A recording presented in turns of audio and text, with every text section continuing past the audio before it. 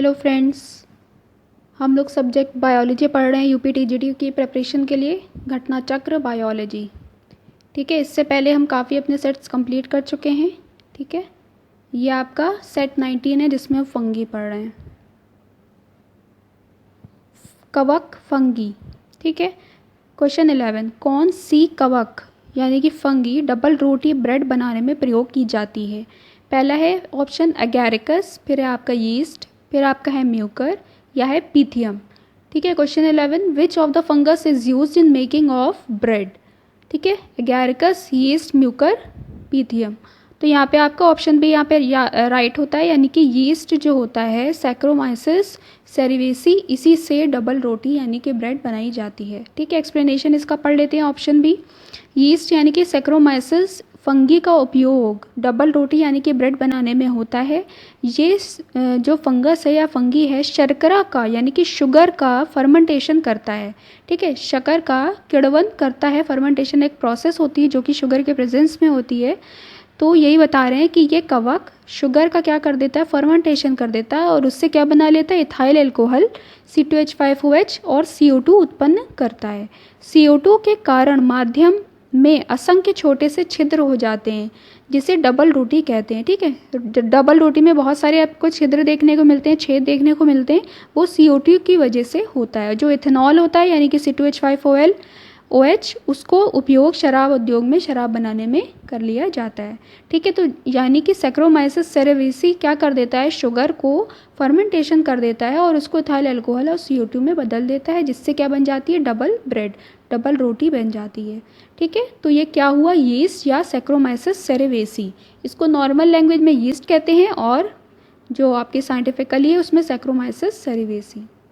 Question 12, निम्नलिखित में से कौन अल्कोहलिक किण्वन में प्रयुक्त होता है?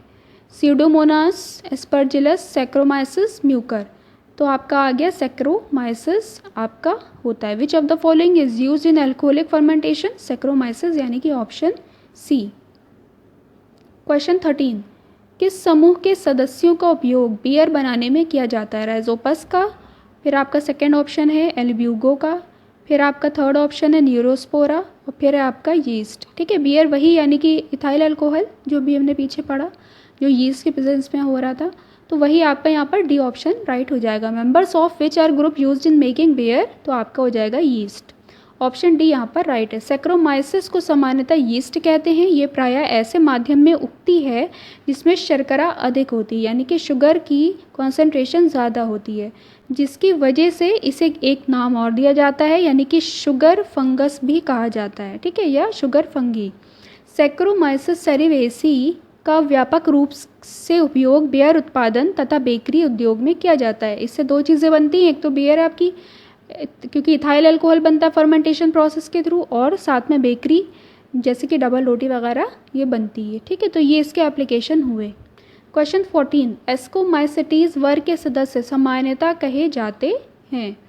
ठीक है, पफ बॉल्स कहा जाता है या थैली कवक कहा जाता है, जल फफूंदी या किट कवक। Members of ascomycetes class are commonly known as puff ball, sac fungi, water molds या रस्ट फंगी। ठीक है, तो इसे ऑप्शन बी यहाँ पर राइट है, इसको सैक फंगी कहे जाते हैं। ठीक है, ये एक सैक सा बना लेते हैं इसलिए इसको सैक फंगी कहा जाता है। ऑप्शन बी यहाँ पे राइट है। एस्कोमाइसिटीज फंगस जो है वो एक क्या है, एक वर्ग है, क्लास है।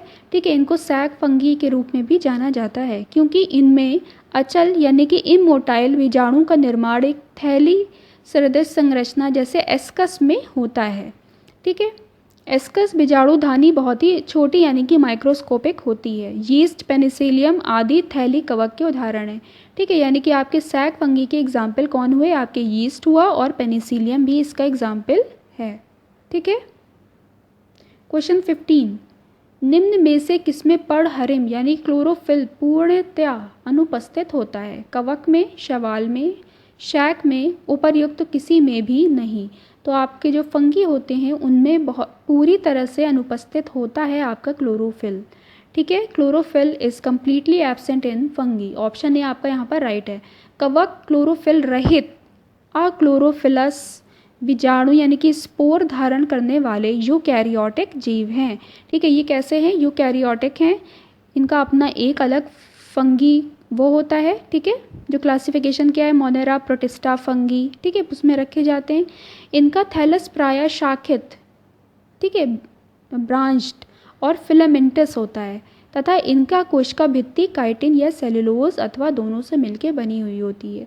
जो आपके मोनेरा होते हैं, मोनेरा जो होते हैं आपके कैसे होते हैं, प्रोकैरियोट्स होते हैं। मोनेरा में आपके माइकोप्लाज्मा और बैक्टीरिया होते हैं, ठीक है। आपके माइकोप्लाज्मा में तो सेल वॉल नहीं होती, लेकिन जो बैक्टीरिया होते हैं उनमें सब सेल वॉल होती है जो कि पेप्टिडोग्लाइकन की बनी हुई होती है। लेकिन आपके मोनेरा के बाद आते हैं प्रोटिस्टा जो प्रोटोजोन्स होते हैं, फिर आपके आते हैं फंगी, ठीक है। तो ये जो फंगी यानी कि कवक हैं, इनकी जो सेल वॉल है वो किसकी बनी होती है, काइटिन या सेल्यूलोज अथवा दोनों से मिलकर बनी होती है। ये बात इंपॉर्टेंट है, इसको याद रखिएगा, ठीक है। और मोनेरा में क्या होते हैं, आपके प्रोकैरियोट्स होते हैं, और जो प्रोटिस्टा होते हैं उसमें यूकैरियोट्स होते हैं, और फंगी भी आपके क्या होते हैं, यूकैरियोट्स होते हैं, ठीक है।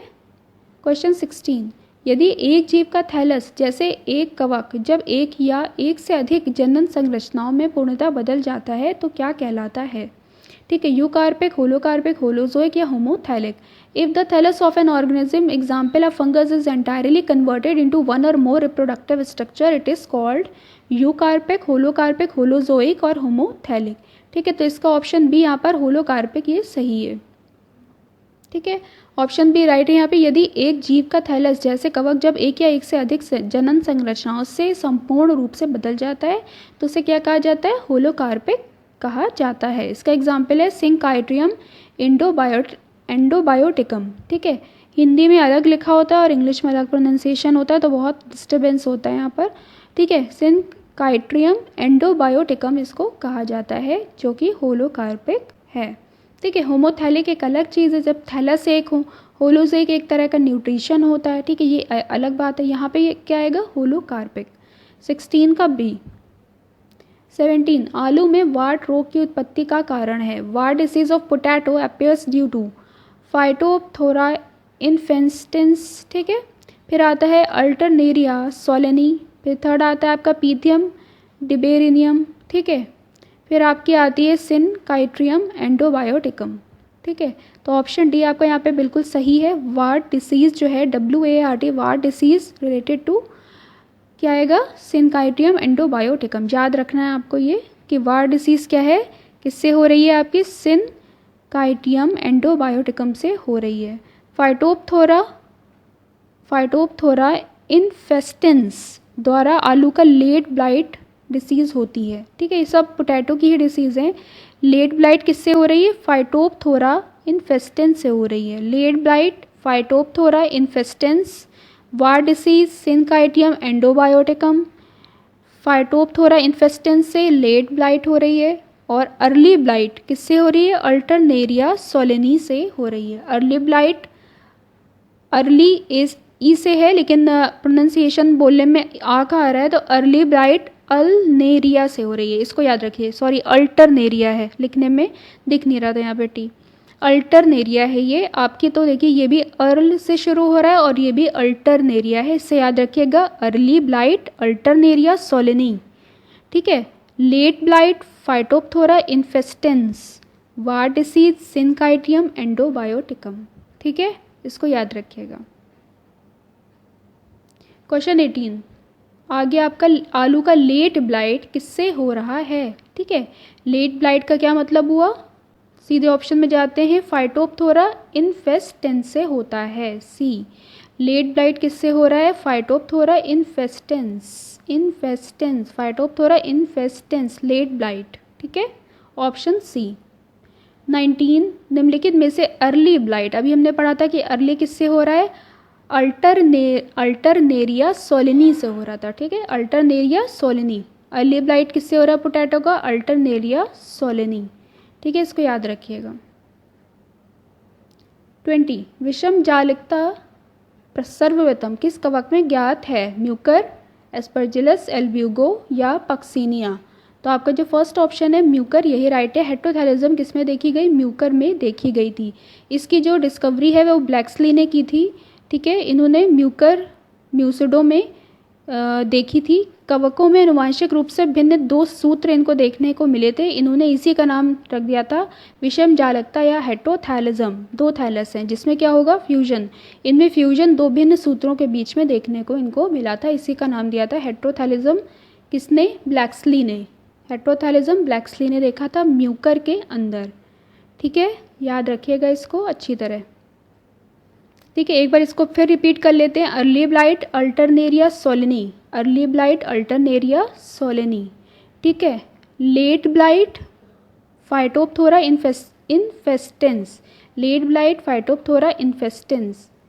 और वार्ड डिसीज किससे हो रही है, सिनकाइटियम एंडोबायोटिकम।